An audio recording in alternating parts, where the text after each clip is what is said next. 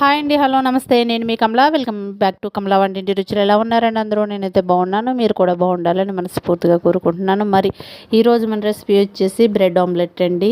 Bread omelette అనేది అందరూ చేసుకుంటారండి. బట్ నా స్టైల్లో నేను ఏ విధంగా చేస్తాననేది ఈరోజు మీకు అయితే చూపిస్తాను. బ్రెడ్ ఆమ్లెట్ని మార్నింగ్ టిఫిన్గా లేదా ఈవినింగ్ స్నాక్స్గా కూడా పిల్లలకి సర్వ్ చేస్తే బాగా ఇష్టంగా అయితే తింటారండి.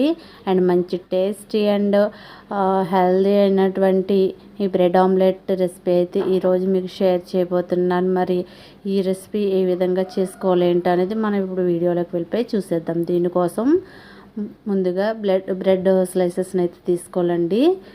ఇక్కడైతే నేను 4 బ్రెడ్ స్లైసెస్ తీసుకున్నాను. అలాగే 4 బ్రెడ్లకి 3 ఎగ్స్ అయితే తీసుకున్నానండి. ఇవైతే మిల్క్ బ్రెడ్ అండి నేను తీసుకున్నది.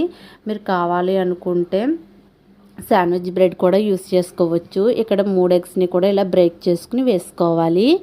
ఈ విధంగా వేసుకున్న తర్వాత ఒక ఫోర్క్ కానీ లేదంటే విస్కర్ కానీ తీసుకుని బాగా బీట్ చేసుకోవాలండి. ఈ విధంగా బాగా బీట్ చేసుకుంటే మనకి ఆమ్లెట్ అనేది ఫ్లఫీగా బాగా స్మూత్గా అనేది బాగా వస్తుంది. కాబట్టి బీట్ చేసుకోవడం అనేది కంపల్సరీ అండి. ఈ విధంగా బీట్ అయిన తర్వాత నొగరొచ్చే వరకు దీంట్లో కొద్దిగా పసుపు అలాగే 1 స్పూన్ కారం టేస్ట్కి సరిపడా సాల్ట్ వేసుకోవాలండి. నేను ఇక్కడ కొంచెం పెప్పర్ పౌడర్ కూడా వేస్తున్నాను. అంటే పచ్చిమిర్చి అయితే స్కిప్ చేసి దాని ప్లేస్లో నేను ఈ మిరియాల పొడి అయితే వేస్తున్నాను.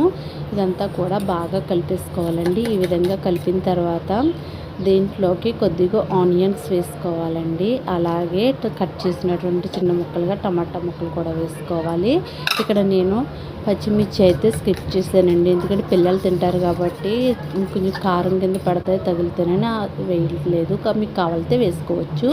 అలాగే ఇక్కడ కొంచెం కరివేపాకు కూడా వేసాను. నా దగ్గర కొత్తిమీర అవైలబుల్లో లేదు, అందుకు కరివేపాకు వేసాను.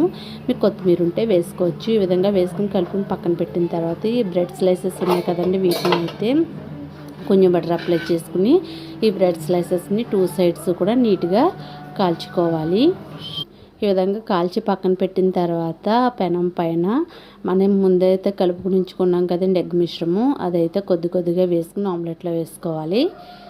ఈ విధంగా వేసుకున్న తర్వాత మన బ్రెడ్ స్లైసెస్ ఉన్నాయి కదా, ఈ బ్రెడ్ స్లైసెస్ని ఒక సైడ్ పెట్టి కొంచెం ఆమ్లెట్ దానికి అంటుకున్న తర్వాత రెండో సైడ్ పెట్టాలి. మళ్ళీ ఇలా పెట్టిన తర్వాత దీని చుట్టూ మాత్రం కొద్దిగా ఆయిల్ వేసుకోవాలండి. ఆయిల్ వేయడం వల్ల ఆమ్లెట్ అనేది అంటుకోకుండా బాగా వస్తుంది. కాబట్టి కంపల్సరీ ఆయిల్ అయితే కొంచెం వేసుకోవాలి.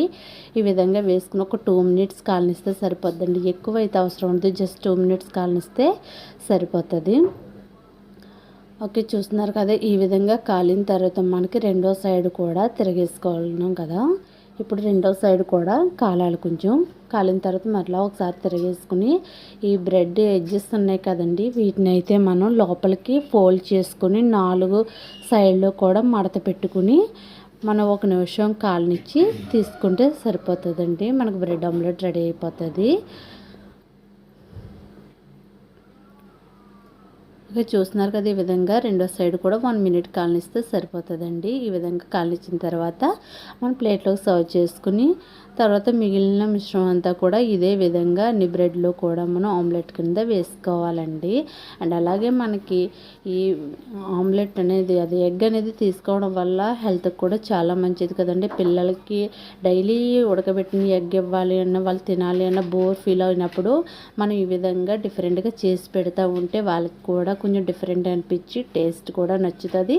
అండ్ డైలీ ఎగ్ తిన్నట్టు ఉంటుందండి. కాబట్టి పిల్లలకి ఎప్పుడు రొటీన్గా కాకుండా ఈ విధంగా ఇస్తే వాళ్ళు ఎంజాయ్ చేస్తూ తింటారు.